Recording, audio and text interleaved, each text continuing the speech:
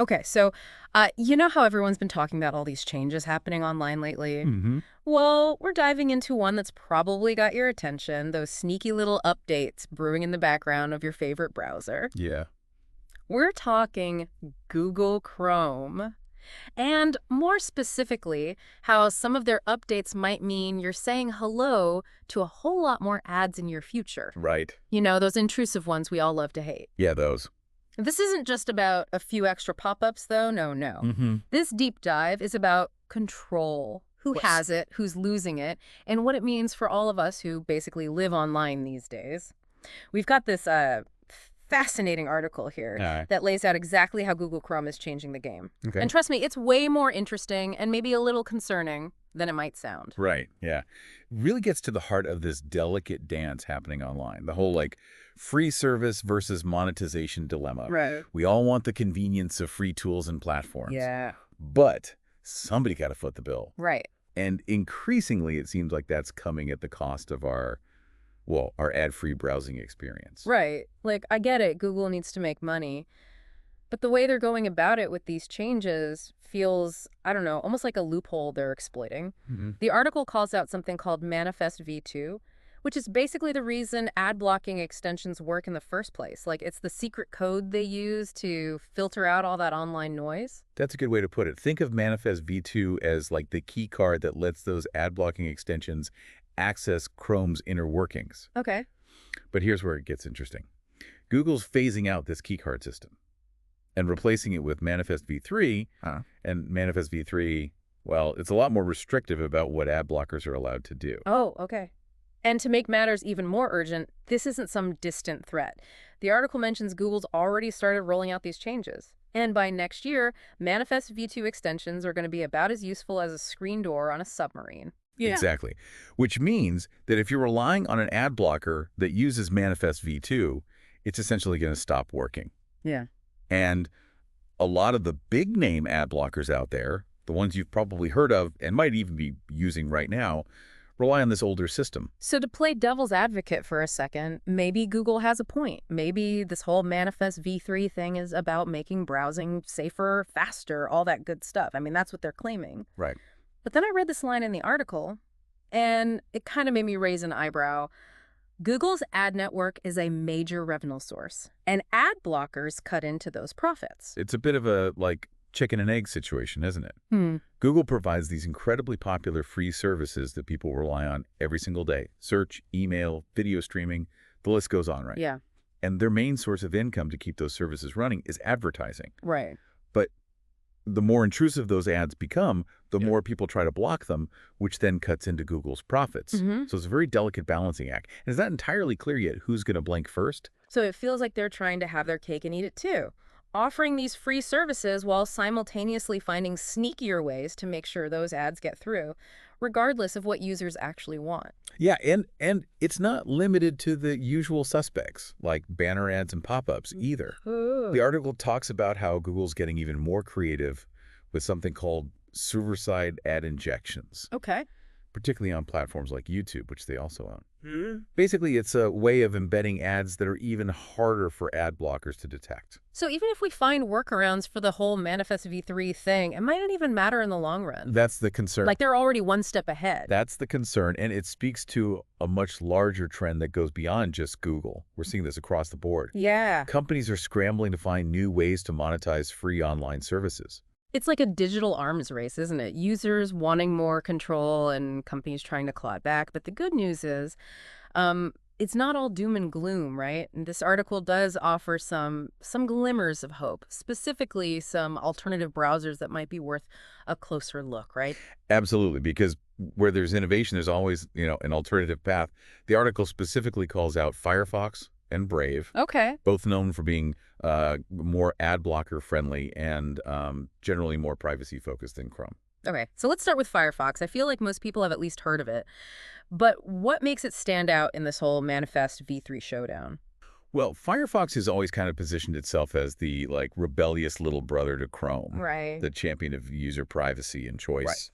Right. And true to form, They've been very vocal about supporting ad blocking extensions, even as Chrome starts pulling back. So they're not planning on yanking the rug out from under users who actually want to block ads. Not at all.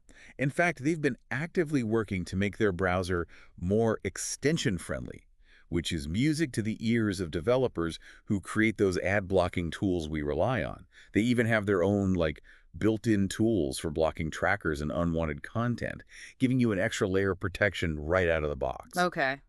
That's promising. It sounds like, at least for now, Firefox is a solid option for people who are used to that ad-free life and aren't quite ready to give it up. Exactly. Okay. But then there's Brave, which takes a completely different, and some might say even more radical, approach to this whole ad-blocking dilemma. Brave, yeah, that one piqued my interest. It feels like the new kid on the block, at least compared to Firefoxes of the world. What's their deal? So Brave is fascinating because it's not just ad blocker friendly. Right. It's practically built on the very idea of ad blocking. It's like they baked it into the browser's DNA from day one.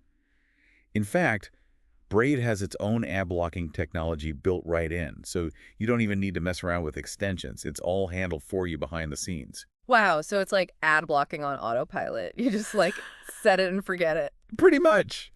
But here's where it gets really interesting, and I know this might sound counterintuitive. Okay. Brave also has this system where you can actually earn cryptocurrency by opting into viewing certain ads. Wait, hold on. Back up for a second. You're telling me I could potentially get paid to look at ads? Yeah. That sounds too good to be true. I know, right? Yeah. It does sound a bit wild. But it's their way of trying to flip the script on this whole online advertising game. Right. Their argument is that if users are the product, Okay. then they should have more control and even be rewarded for their attention. So with Brave, you have the option to stick with the completely ad-free experience, or you can dip your toes into their system and potentially earn some crypto along the way. It's all about choice. Okay. That's a pretty compelling pitch, I have to admit. So we've got Firefox championing user control, playing nice with ad blocking extensions, and then Brave taking a more radical approach with its built-in blocker and this whole crypto reward system.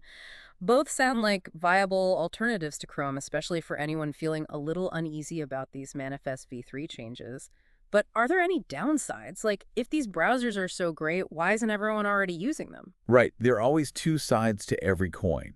One thing to keep in mind is that both Firefox and Brave, while gaining traction, still have a significantly smaller market share compared to Chrome. Right. Chrome's kind of like the big fish in the pond. Right. And that dominance comes with its own set of advantages, right? So certain websites and services they're kind of built with Chrome in mind. Yeah.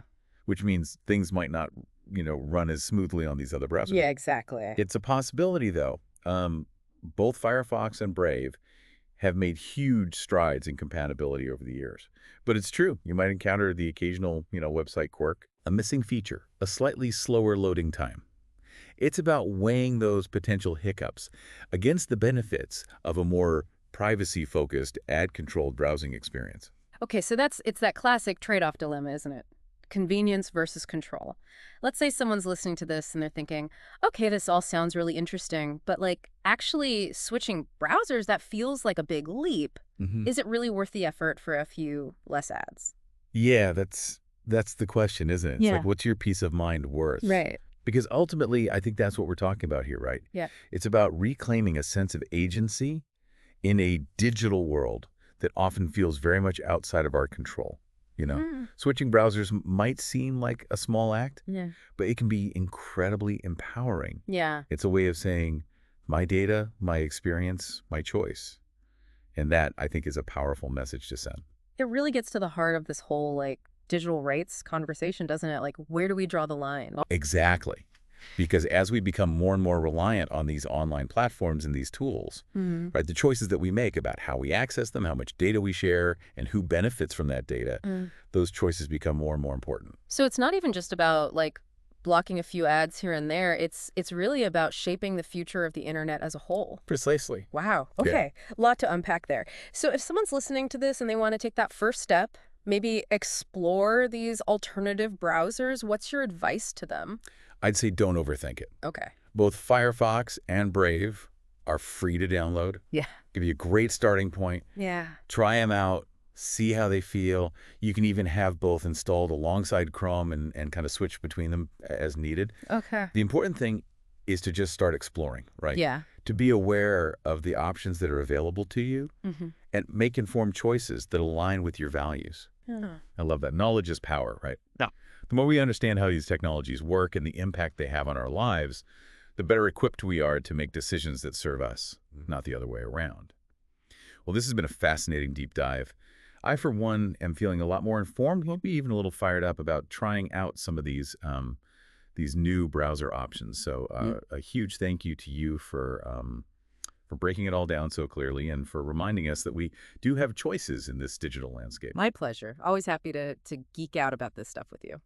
And to all our listeners out there, thanks for joining us on this deep dive into the ever-evolving world of ad blockers and alternative browsers. We hope you learned a thing or two and maybe even feel inspired to take a little bit more control of your own online experience.